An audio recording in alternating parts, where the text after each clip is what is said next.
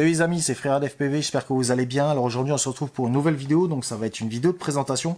Donc aujourd'hui on va parler FC, et je vais vous présenter une FC spécialement dédiée au système DJI.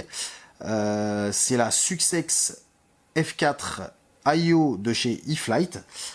Donc cette FC elle a la particularité en fait de regrouper en une seule carte FC, ESC et PDB. Donc ça va vous permettre de faire des montages très compacts, surtout je pense au Cinehoop.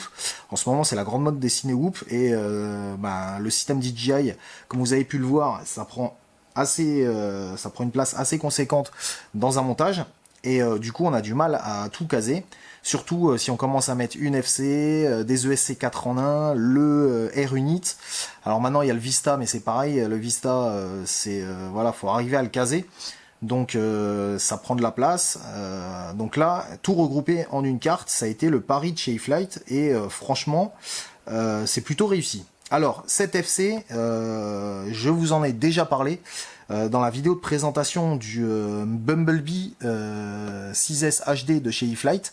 Donc je vous mets hop, la petite fiche en haut si vous n'avez pas vu la présentation. En fait, c'est cette FC qui a à l'intérieur du Bumblebee. Donc en fait, dans le Bumblebee, en fait, tout simplement, on retrouve cette FC, on retrouve un RX, le R-Unit et la cam. Et c'est tout ce qu'il y a à l'intérieur. Bon, bien évidemment les moteurs, mais dans le châssis, il n'y a que ça, et ça fait quelque chose de très compact, de très aéré aussi. Donc ça permet de laisser voilà, de la ventilation pour les R-Unit qui chauffent quand même assez. Et du coup, voilà, je trouve que c'est un bon compromis, c'est un produit qui mérite d'être connu. Voilà. Donc, on va parler tout de suite caractéristiques.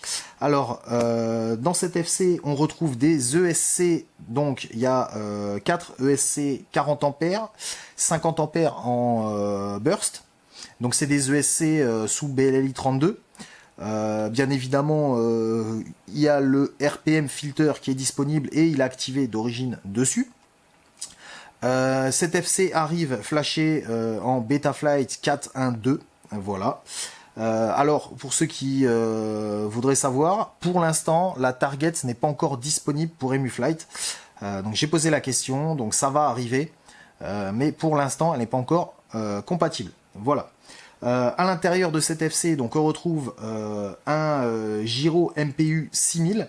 Alors il y a une petite particularité en fait, ils appellent ça chez eFlight le gyro fusion. En fait, c'est un filtrage twin gyro. Donc ça permet en fait de réduire encore la latence, donc le temps de réponse entre l'AFC et le gyroscope, et ça permet d'être encore plus réactif et de filtrer au mieux voilà, toutes les imperfections. Il y a une black box 8 MO à l'intérieur, donc étant donné que c'est une FC dédiée au système DJI, il n'y a pas de puce OSD à l'intérieur. Vu que l'OSD en fait passe par le port MSP donc de Betaflight, donc cette FC, si vous avez un système analogique, vous n'aurez pas l'OSD dans vos lunettes, c'est pas la peine d'essayer. C'est exactement la même chose en fait que la FC, la Kakut au Libro que je vous avais présenté également. C'est pareil, il n'y a pas de puce OSD, mais vous avez bien l'OSD avec le système DJI, il n'y a pas de problème. À l'intérieur, on retrouve deux becs. Donc il y a un bec 5 volts, 2,5 ampères, 3 ampères max, qui va vous permettre d'alimenter tout ce qui est buzzer, GPS, RX. Il y a un deuxième bec, donc c'est un bec 10 volts, 2,5 ampères, 3 ampères max, celui-là qui va vous permettre d'alimenter tout simplement le système DJI. Voilà. Cette FC prend de 2 à 6S, donc ça aussi c'est plutôt sympa, surtout maintenant le 6S commence à vraiment être répandu et commence à vraiment bien se démocratiser, surtout pour un gain de consommation, donc ça c'est plutôt cool aussi. À l'intérieur, on retrouve 5 UART, il y a des pads buzzer, des pads LED. C'est une FC en 30-30 et ça fait en poids 11,4 grammes. Alors, on va voir tout de suite qu'est-ce qu'on retrouve à l'intérieur du package. Alors, dans le package, on retrouve... Alors, ici, on a déjà un câble. Donc là, ceux qui ont le système DJI, vous l'aurez reconnu. Donc en fait, c'est le cordon qui va vous permettre de relier l'Air Unit à la FC tout simplement. Donc c'est un cordon plug and play. Donc ça, c'est plutôt cool. Ça permet d'éviter les soudures. Et ça, c'est plutôt bien pensé. Alors, ce cordon, dessus, il y a les fils du récepteur RX Radio qui est embarqué dans le Air Unit et dans le Vista.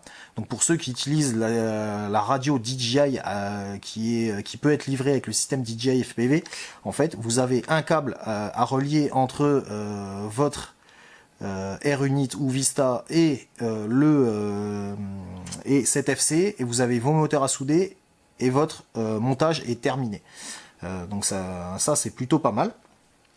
Vous avez ici donc une prise XT60 à mast avec du câble. Donc là il y a une dizaine de centimètres de câble et c'est du très très gros câble, c'est du 12 AWG. Donc ça permet de passer énormément de courant. Donc là ça c'est plutôt sympa. On retrouve à l'intérieur un petit sachet de visserie. Donc là c'est la visserie classique pour venir fixer tout ça sur votre frame.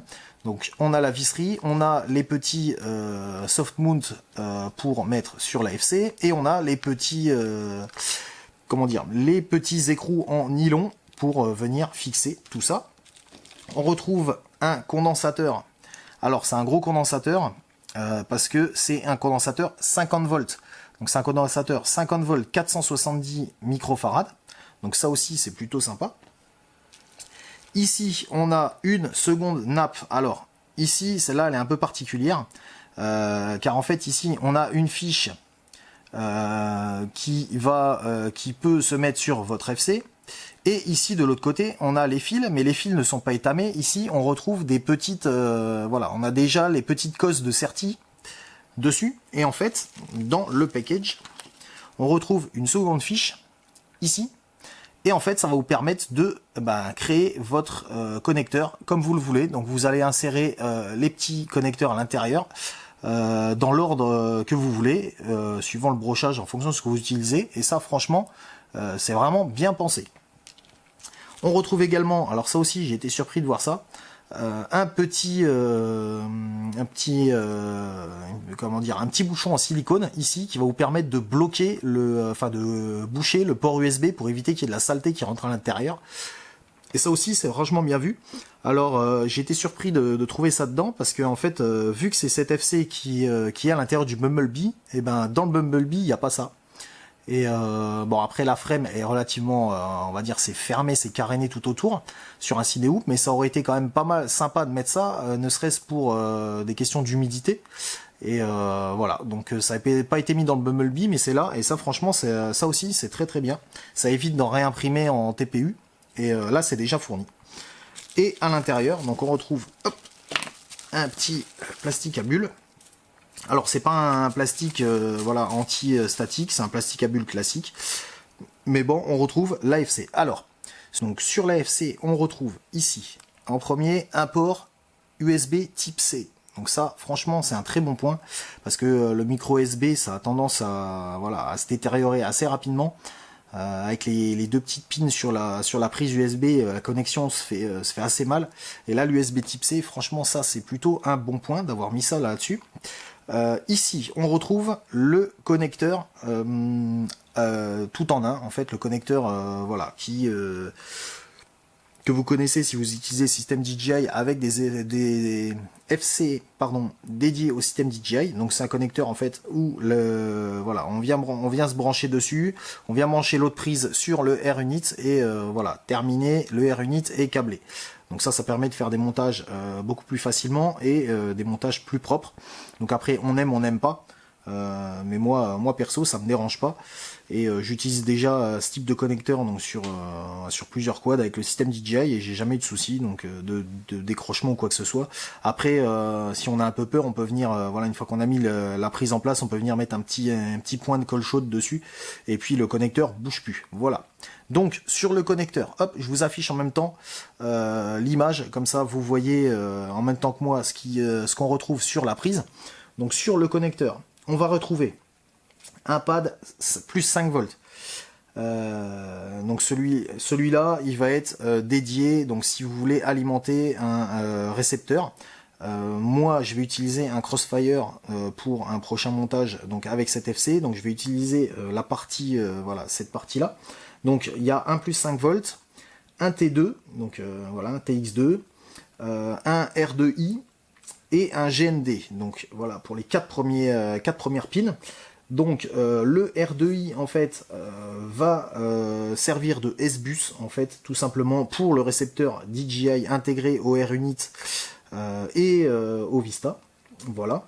Le T2 et le 5 volts ne servent pas donc pour le système DJI parce qu'en fait voilà, il se sert de l'alimentation 10 volts qui se trouve via un bec qui se trouve de l'autre côté.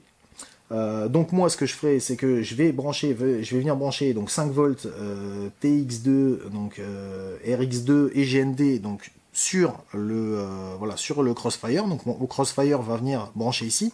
Donc pour ce faire je vais utiliser la petite nappe ici voilà, qui est fournie avec les petits connecteurs. Donc voilà, je vais me faire ma petite prise à moi. Voilà, avec cette petite prise, ça franchement c'est plutôt cool. Donc je vais faire ma petite prise à moi avec les couleurs que je veux. Ensuite on retrouve un R1T1, donc ça en fait ça va être ce qui est l'OSD de Betaflight. Donc c'est par là que l'OSD en fait va passer au R-Unit. Et ensuite un GND, un 10 volts bien évidemment pour alimenter donc le R-Unit ou le Vista. Ensuite, on va retrouver, alors, sur le côté, ici, on retrouve 8 pads. Donc là, ici, on a 8 pads. Alors, sur ces pads, on va retrouver 2 UART, donc un TX3, un RX3, un TX6, un RX6. On va retrouver un GND, un 5 volts. Et on va retrouver un pad 3,3 volts et LED. Donc là on va pouvoir bien venir brancher donc un récepteur classique aussi, donc soit si vous n'avez pas si vous n'avez pas de Crossfire, vous utilisez encore du 2 Go 4, vous pouvez venir soit vous rebrancher là, soit vous brancher sur la prise DJI. Moi personnellement je vous conseillerais de venir vous repiquer sur la prise, voilà, sur la prise du système DJI ici. Ça vous permet de libérer les UART ici, surtout si vous voulez utiliser un buzzer autonome, des LED ou alors même un GPS. Parce que vous arrivez en fait à tout brancher sur cette FC, et ça franchement c'est aussi bien vu avec les 5 UART.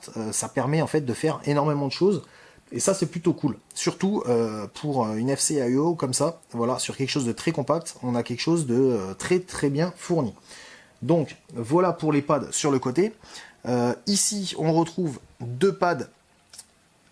Ici donc c'est 2 pads, donc c'est un B+ mais moins, donc ça c'est les voilà, c'est les V-Bats classiques, donc c'est exactement ce que vous avez sur l'alimentation ici de votre XT60 qui se retrouve ici. Et ici sur les côtés donc on va retrouver les pads pour venir souder les moteurs, voilà, autour des voilà, des vis de fixation. Donc vous avez les 4 moteurs qui viennent se brancher là. Alors, qu'est-ce que je peux dire de plus? Ici, j'ai oublié de parler, mais on retrouve, vous avez le petit bouton, voilà, le petit bouton pour passer en mode DFU votre FC, si vous voulez la flasher. Voilà. Alors, que dire de plus? Eh ben, écoutez, qu'est-ce que j'en pense? Moi, perso, je trouve que c'est un bon produit. J'ai pu le tester dans le Bumblebee comme je vous en ai parlé, et franchement ça marche plutôt bien, j'ai pas de soucis avec. Donc voilà, donc en plus là j'ai un futur quad qui va arriver, donc je veux faire un montage light parce que c'est un quad très compact, donc du coup c'est pour ça que j'ai choisi l'option d'utiliser ça. Alors certes il y a un risque avec les ESC intégrés voilà, sur la FC. S'il y a un ESC qui vient à cramer, c'est sûr, faut tout jeter à la poubelle. Par contre, c'est vrai que niveau encombrement, là c'est tout bénef. Donc voilà, donc j'ai pris le pari. Maintenant après des FC IO, on en voit de plus en plus. Je pense à tous les voilà, tous les bêta FPV qu'on voit maintenant, voilà, et tous ceux qui sortent sont tous en FC IO, et voilà, il y a pas de problème particulier avec, ça fonctionne très bien. Les gens s'en plaignent pas. Donc voilà, donc je vois pas pourquoi s'en priver. Surtout là en plus, une FC qui prend 2 6S, voilà, avec 50 ampères en pic. Franchement, c'est vraiment sympa. Voilà.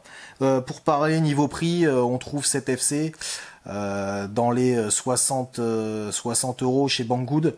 Je vous mettrai comme d'hab un lien dans la description si vous souhaitez le commander. Et chez Drone FPV Racer, voilà, elle doit être aux alentours de 70 euros. Voilà. Bah écoutez, c'est tout les amis pour cette présentation voilà, de cette FC. J'espère que ça vous a plu. Si n'hésitez pas à liker et à partager la vidéo. Et moi je vous dis à très bientôt pour une prochaine vidéo. Ciao ciao.